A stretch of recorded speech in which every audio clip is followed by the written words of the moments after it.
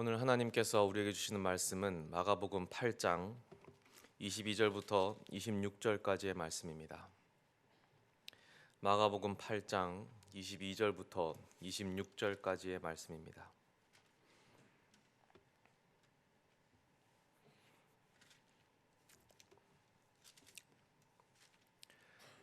하나님의 말씀을 한 목소리로 봉독하시겠습니다. 베세다의 이름에 사람들이 맹인 한 사람을 데리고 예수께 나와 손 대시기를 구하거늘 예수께서 맹인의 손을 붙잡으시고 마을 밖으로 데리고 나가사 눈에 침을 뱉으시며 그에게 안수하시고 무엇이 보이느냐 물으시니 쳐다보며 이르되 사람들이 보이나이다. 나무 같은 것들이 걸어가는 것을 보나이다 하거늘 이에 그 눈에 다시 안수하심에 그가 주목하여 보더니 나아서 모든 것을 밝히 보는지라. 예수께서 그 사람을 집으로 보내시며 이르시되 마을에는 들어가지 말라 하시니라. 아멘.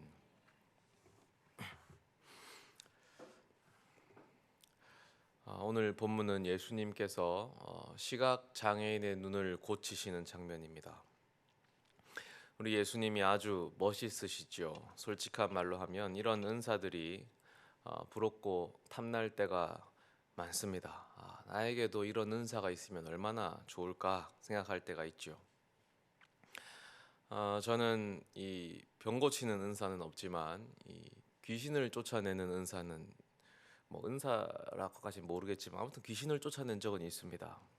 그런데 예수님의 이 사역과 비교를 해보면 차이가 있는데 예수님은 이 능력을 발휘하실 때 말 한마디로 모든 것을 끝장내셨습니다. 근데 저는 한 번에 되지는 않더라고요. 뭐 저뿐만 아니라 축기 사역하시는 분들 사역을 보고 영상도 보고 하면은 예수님처럼 한 번에 되시는 분들은 잘 못 봤습니다.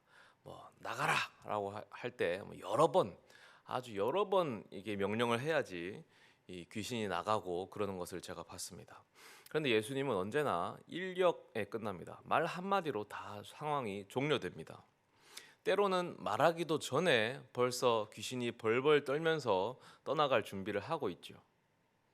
병 고치는 것도 마찬가지입니다. 여러 번 하실 필요가 없습니다. 한 번에 다 끝납니다. 두 번 할 필요가 없어요.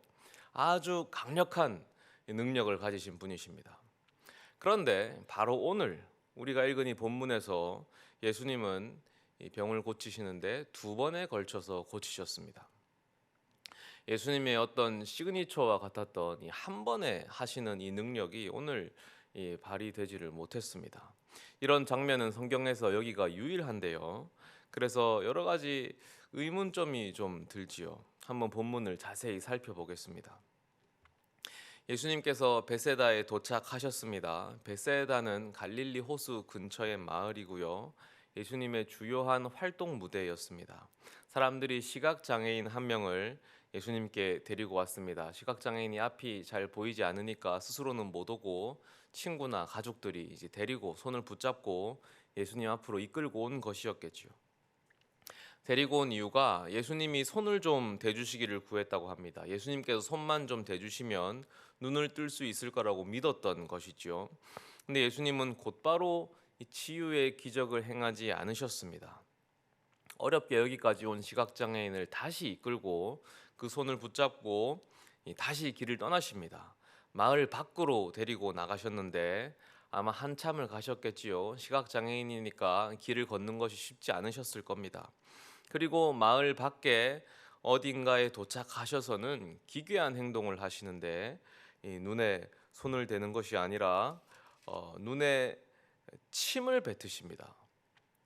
퇴 했겠죠. 근데 눈이 두 개니까 양쪽에 두 번 뱉었겠죠. 퇴. 시각 장애인이 기분이 어땠겠습니까? 앞이 안 보이고 캄캄할 텐데 갑자기 난데없이 퇴 하는 소리가 들리고 눈에 미지근하고 끈적한 액체가 탁 달라붙었겠지 않습니까? 그리고 냄새도 났겠죠. 뭐 예수님이라고 침 냄새 안 났겠습니까? 다 똑같은 사람인데 여러분 같으면 누가 얼굴에 침 뱉으면 기분이 어떻겠습니까? 아주 모욕적일 겁니다. 근데 사실은 이게 그 당시에 어떤 민간요법 같은 거라고 합니다. 그러니까 우리도 옛날에는 뭐 뼈 부러지면 된장 바르고 뭐 그런 게 있었지요. 그런 식의 치료법이었다고 해요. 그러니까 예수님이 침 뱉으신 것은 우리 생각보다는 조금은 뭐 그렇게 기분 나쁜 행동은 아니었다. 라고 볼 수 있습니다. 조금은 다행이죠. 어쨌든 그렇게 침을 뱉으신 다음에 그 다음에 이제 안수를 하셨습니다. 그리고 물어보십니다. 무엇이 보이느냐? 그런데 그 난리를 쳤으면 사실은 마을 밖에까지 힘들게 걸어와서 눈에 침도 뱉고 안수까지 했는데 이게 완전히 보이지가 않는 겁니다. 뭐가 보이긴 보이는데 조금 애매합니다. 사람들이 보이긴 하는데 나무 같은 것들이 걸어가는 것 같습니다. 그러니까 이 사람은 날 때부터 시각 장애인은 아니고 뭐 사람이 뭔지도 알고 나무가 뭔지도 아는 거죠. 그러니까 흐릿한 것들이 뭐 움직이는 게 보이는 거예요. 한 번에 고치지 못했습니다. 당황스럽죠. 근데 주님은 여기서 다시 한번 눈에 안수를 하십니다. 그랬더니 그제서야 비로소 이 사람이 만물을 환히 보게 되었다. 이것이 오늘 우리가 읽은 본문인데요. 참 이상합니다. 예수님은 성경 어디에서도 한 번에 치유하실 때 두 번이나 능력을 발휘하신 적이 없으셨는데, 그러니까 한 번에 충분히 하실 수 있으신 분인데 왜 두 번이나 안수하셨을까? 성경이 그 이유를 밝히지 않기 때문에 우리가 추측하는 수밖에 없습니다. 그 이유가 뭘까요? 혹시 시각 장애인의 믿음이 부족했기 때문은 아닐까? 원래 기적이라는 것이 믿음대로 되는 게 원칙이지 않습니까? 그런데 본문을 잘 살펴보면 이 시각 장애인을 데려온 사람들의 믿음은 이제 기록되어 있는데 당사자의 믿음은 잘 모릅니다.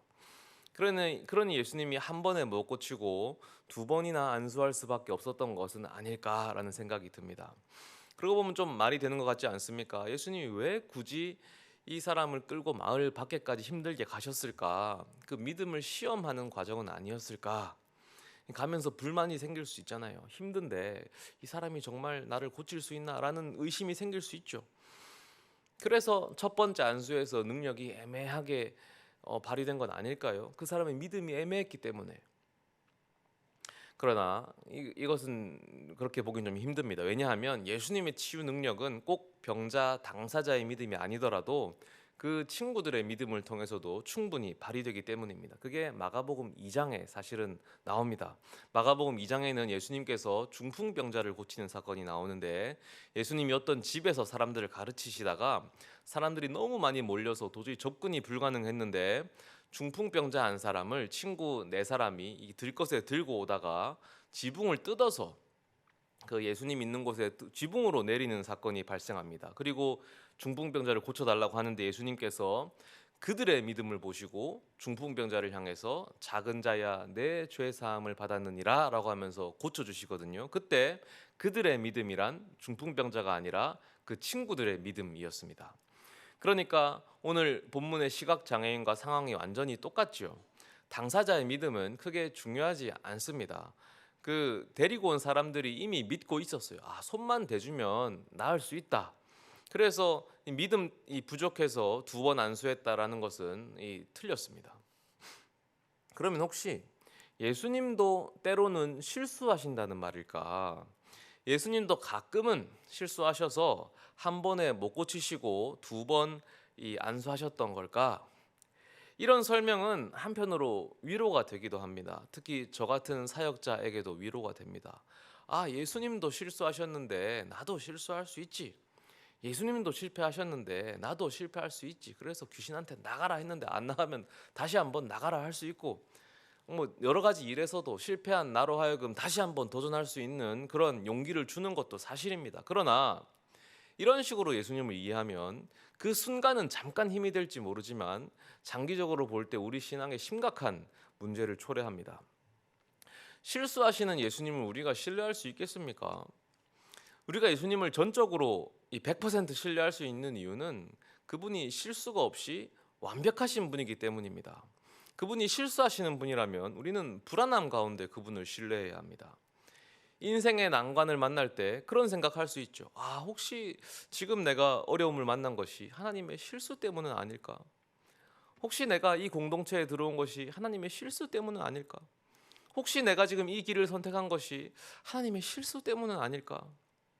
그렇지 않습니다. 하나님은 실수하지 않는 분이십니다.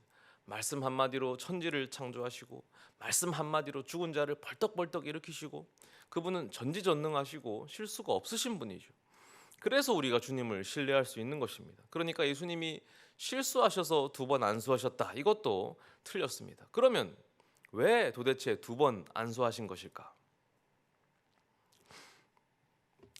예수님은 일종의 예언적 행위로서 일부러 2번 안수를 하신 것입니다. 의도적으로 2번에 걸쳐 시각장애인을 고치신 것인데, 이 마가복음의 주제는 이 제자도입니다. 영적 시각장애인이었던 제자들을 눈뜨게 하기 위한 예수님의 여행에 대한 이야기가 마가복음이에요. 그래서 마가복음에서는 시각장애인이 눈을 뜨는 사건이 제자들이 영적인 눈을 뜨는 사건에 대한 상징으로 작용합니다. 그래서 오늘 본문 예수님께서 2번에 걸쳐 그 시각장애인을 안수하신 것은 제자들이 영적인 눈을 뜨는 것에도 2번에 걸친 가르침이 필요하다라는 예언적 행위로 이해해야 합니다. 그래서 오늘 본문 바로 뒤에는 그 2번의 안수에 상응하는 예수님의 2번의 가르침이 이어집니다. 그 바로 뒤에 본문이 뭐냐면 그 유명한 가이사랴 빌립보에서의 베드로의 신앙 고백 장면이 나옵니다. 너희는 나를 누구라 하느냐? 주는 그리스도시니이다. 이 본문을 잘 뜯어보면 시각 장애인의 그 치유 장면과 아주 잘 맞아떨어집니다. 먼저 예수님께서 제자들을 가이사랴 빌립보로 데리고 가시거든요. 가이사랴 빌립보가 어디냐면 예수님께서 주로 활동하시던 갈릴리 마을에서 북쪽으로 떨어진 외딴 곳입니다. 예수님께서 갑자기 제자들을 외딴 곳으로 데리고 가신 거예요. 마치 시각장애인을 마을 밖으로 끌고 가신 것과 일치합니다. 그렇게 가이사랴 빌립보에서 질문하십니다. 사람들이 나를 누구라 하느냐? 누구는 세례 요한이라 하고 누구는 엘리야, 누구는 선지자 중 하나라고 합니다. 그러면 너희는 나를 누구라 하느냐? 베드로가 답하죠. 주는 그리스도시니이다. 바로 여기가 첫 번째 안수입니다. 예수님의 질문, 그게 안수였습니다. 너희는 나를 누구라 하느냐? 그랬더니 영적 시각장애가 있던 제자들도 대충은 보게 됩니다. 아, 주님은 그리스도시구나. 이게 대충인 이유는 제자들이 아직 그리스도의 의미에 대해서 잘 몰랐기 때문입니다. 그리스도는 세상 죄를 지고 십자가에서 고난받아 죽어야 하는 존재인데 제자들은 그리스도라고 하면 그냥 세상의 왕이 되어서 영광스럽게 다스리기만 하는 존재라고 착각하고 있었습니다. 그래서 베드로가 대답하는데 주는 그리스도시니이다. 이 대답에 대해서 예수님이 칭찬을 하셨다라고 우리가 알고 있습니다. 물론 마태복음에서는 칭찬을 하는데요. 하지만 마가복음에서는 전혀 칭찬하지 않습니다. 정말로 칭찬이 단 한마디도 나오지 않습니다. 왜냐하면 베드로의 대답은 마치 시각장애인이 했던 대답, 그냥 나무 같은 것들이 흐릿하게 걸어다니는 것을 봅니다 정도에 불과한 대답이었기 때문입니다. 그냥 애매하게 보는 수준입니다. 여기서 필요한 것은 칭찬이 아니라 또 한 번의 안수가 필요한 것입니다.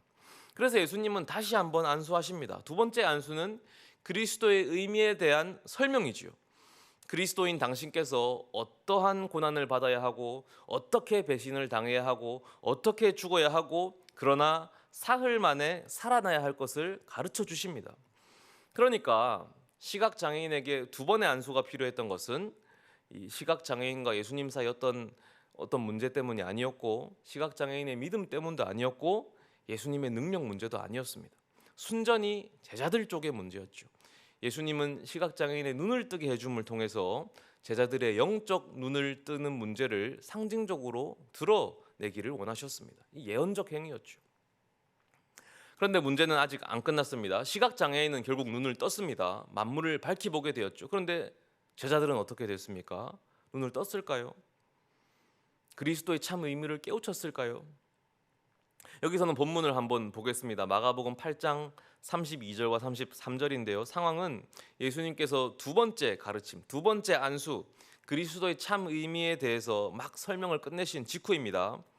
드러내놓고 이 말씀을 하시니 베드로가 예수를 붙들고 항변하매 예수께서 돌이키사 제자들을 보시며 베드로를 꾸짖어 이르시되 사탄아 내 뒤로 물러가라. 내가 하나님의 일을 생각하지 아니하고 도리어 사람의 일을 생각하는도다 하시고 베드로는 예수를 붙들고 항변하고 예수님은 베드로를 꾸짖습니다. 항변했다는 말은 예수님의 계획이 틀렸으니 그렇게 해서는 안 된다. 죽지 말라. 죽으면 안 된다라고 말렸다는 뜻인데 사실은 여기 번역이 조금 아쉽습니다. 항변했다라는 뉘앙스가 약합니다. 실제로는 베드로도 예수님을 꾸짖었습니다. 항변하다라고 하면은 이제 대항해서 변론했다라는 정도지만 이 변론한 정도가 아니라 꾸짖은 것입니다. 바로 뒷문장에서 예수님께서 베드로를 꾸짖었다 할 때 그 동사와 같은 동사로 베드로가 예수님께 꾸짖습니다. 서로 꾸짖고 있는데 그런데 이 사실 꾸짖다라는 동사는 마가복음에서 언제 쓰이냐면 예수님께서 귀신을 내쫓을 때 쓰는 동사가 그 꾸짖다입니다.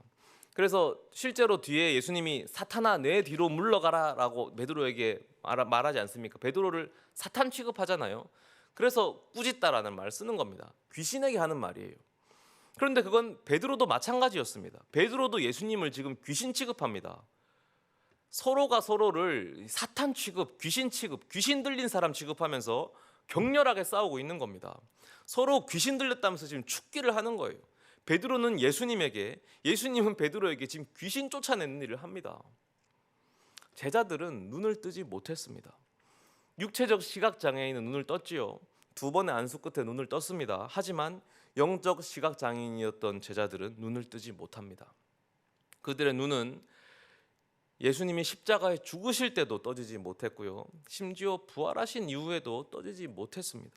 마가복음 전체는 끝까지 영적 시각 장애인으로 남은 제자들에 대해서 절망적인 어조로 가득 차 있습니다.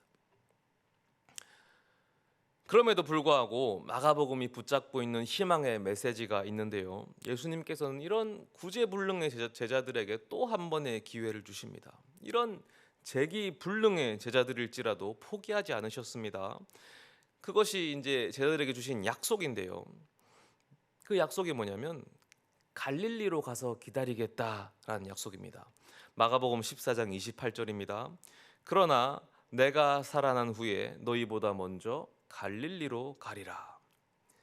이 그리스도의 죽음에 대해서 이해하지도 못하는 제자들에게 그리스도의 부활을 말씀하십니다. 그리고 갈릴리에서 기다리겠다 약속하시거든요. 실제로 부활하신 후에는 빈 무덤 앞에서 천사들을 통해서 또 한 번 그 약속을 상기시켜 주십니다. 왜냐하면 기억하지 못할 테니까. 이 중요하니까 갈릴리에서 대해서 또 말씀하십니다. 천사들이 말하기를 마가복음 16장 7절에서 예수께서 너희보다 먼저 갈릴리로 가시나니 전에 너희에게 말씀하신 대로 너희가 거기서 배우리라. 갈릴리가 어디입니까? 예수님이 왜 하필 갈릴리를 강조하겠습니까? 갈릴리는 예수님과 제자들의 처음 사랑이 시작된 곳입니다. 처음 만나고 처음 사랑을 시작한 곳입니다. 너희는 나를 이해 못했지만, 너희는 끝까지 영적 시각 장애인으로 남았지만 그래도 나는 너희를 포기하지 않는다. 우리 다시 시작하자. 그곳에서 새로 시작하자. 갈릴리로 돌아와라. 내가 너희를 변함없이 그곳에서 기다린다. 갈릴리는 처음 사랑입니다. 제자들은 갈릴리에서 주님을 만납니다. 그리고 주님의 능력으로 하나님 나라를 강력하게 전하는 사도가 되죠. 그것이 마가복음의 맨 마지막, 가장 마지막 절입니다. 마가복음 16장 20절, 제자들이 나가 두루 전파할세 주께서 함께 역사하사 그 따르는 표적으로 말씀을 확실히 증언하시니라. 결국 주님은 제자들의 눈을 뜨게 만들었습니다. 갈릴리에서 당신의 처음 사랑을 회복하심으로, 그래서 제자들도 만물을 밝히 보게 되었죠. 오늘 이 예수님의 간절한 요청이 우리에게 들려왔으면 좋겠습니다. 왜냐하면 우리들이야말로 영적 시각 장애인들이기 때문입니다. 우리는 이미 한번 안수를 받았습니다. 그래서 희미하게 뭔가 보이기는 합니다. 나무 같은 것들이 사람인지 뭔지 걸어 다니죠. 그래서 어슴풀에 구분은 됩니다. 그리스도가 뭔지 알고, 예배가 뭔지 알고, 교회가 뭔지 압니다. 그래서 모이지요. 그러나 우리는 예수께서 가시는 그리스도의 길을 이해하지 못합니다. 그 길을 함께 걸어가고 싶어 하지 않죠. 고난은 다 빼고 곧바로 영광으로 직행하고 싶습니다. 우리가 그토록 열심히 하는 기도라는 게 사실 다 무엇입니까? 결국 고난을 없애달라는 것입니다. 고난은 다 빼고 영광만 달라는 것이죠. 베드로가 예수님과 격렬하게 싸웠던 그 싸움, 우리가 하는 그 기도와 사실 별반 다를 것이 없습니다. 우리가 베드로를 보면서 기가 차다고 생각하지 어떻게 예수님께 그렇게 할 수가 있냐? 하지만 사실은 우리의 영적 실존이 바로 베드로의 그 자리에 있습니다. 우리가 바로 영적 시각 장애인들입니다. 주님께서 2번, 3번 안수하셨지만 눈을 뜨지 못했습니다. 하지만 참으로 감사한 것은 예수님께서 그런 우리들을 포기하지 않는다는 사실이죠. 예수님이 그런 우리들에게 약속하십니다. 내가 갈릴리에서 기다리겠다. 갈릴리로 돌아와라. 하다 안 돼서 이제 주시는 말씀이 갈릴리입니다. 고난의 길 우리가 거부하고 또 거부했습니다. 주시는 고난에 아우성치고 고난 이제 그만 주십시오. 거절거절 했더니 주님이 이제 하시는 말씀은 갈릴리입니다. 처음 사랑이죠. 마가복음의 이야기가 마치 우리들의 이야기와 같지 않습니까? 사실 요즘 계속해서 주님께서 주시는 말씀들이 우리들의 상황과 또 성도님들의 상황과 너무나 잘 들어맞는다고 저는 생각하고 있었습니다. 새벽 예배뿐만 아니라 우리의 다른 여러 가지 모든 예배들 그리고 셀 모임에 주시는 본문들도 우리에게 꼭 주시는 말씀들인 것이 신기하고 참 감사했습니다. 특히 오늘 본문은 말할 것도 없죠. 설교를 제가 준비하다가 기대하지 않았던 갈릴리를 만났고 이 설교의 결론이 갈릴리에서 끝나는 것에 놀랐습니다. 다들 아시다시피 처음 사랑이라는 것은 이미 제가 지난번 주일에 설교했던 말씀이었죠. 제가 의도한 바가 아니었습니다. 그 주제를 오늘 또 만나게 되어서 얼마나 감사하던지요. 우리의 지난 시간을 돌아보십시오. 주님이 우리에게 많은 고난을 주셨습니다. 그것이 사실 다 사랑이었습니다. 우리가 부족해서 잘 몰랐죠. 고난 싫다고 거절하기 바빴습니다. 그랬더니 결국 하신 말씀이 무엇이었습니까? 처음 사랑이었습니다.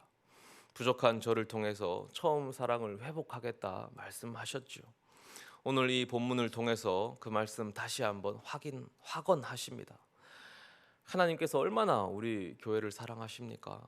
내가 갈릴리에서 기다리겠다. 처음 사랑을 회복한다는 말은 우리에게 그 열정을 회복하라는 요구가 아닙니다. 우리가 처음 하나님을 만났을 때 느꼈던 그 큰 사랑을 회복해 주겠다는 하나님 쪽의 약속입니다. 그래서 말씀하십니다. 내가 갈릴리에서 기다리겠다. 내가 먼저 가서 기다린다. 내가 이미 거기에 있다.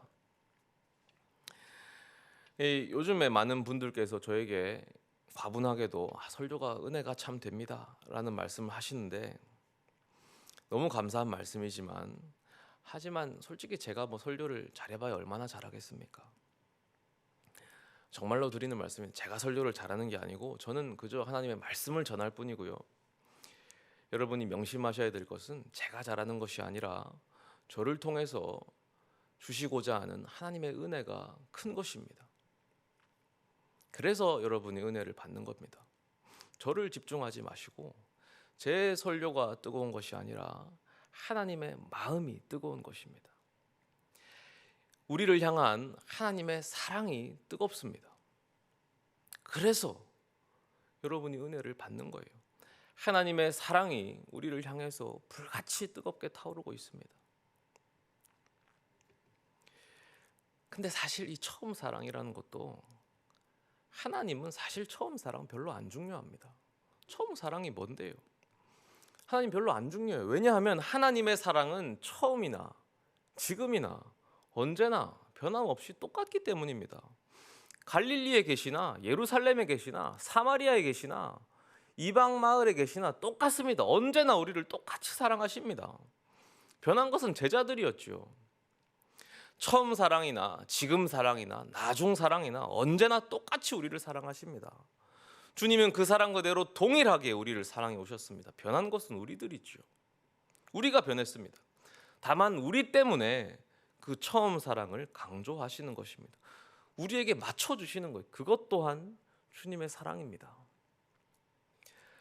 언제부터입니까? 뭘 그렇게 많이 따지기 시작했는지 모르겠습니다. 예수님 한 분만으로 행복했던 기억이 있습니다. 예수님 한 분만으로 충분하다고 진정으로 고백했던 믿음의 순간들이 있었습니다. 우리에게도 갈릴리가 있죠. 주님께서 그 은혜를 다시 부어주십니다. 이미 부어주시고 계시고 더 많이 부어주실 것입니다. 그 은혜로 살아갈 수 있습니다.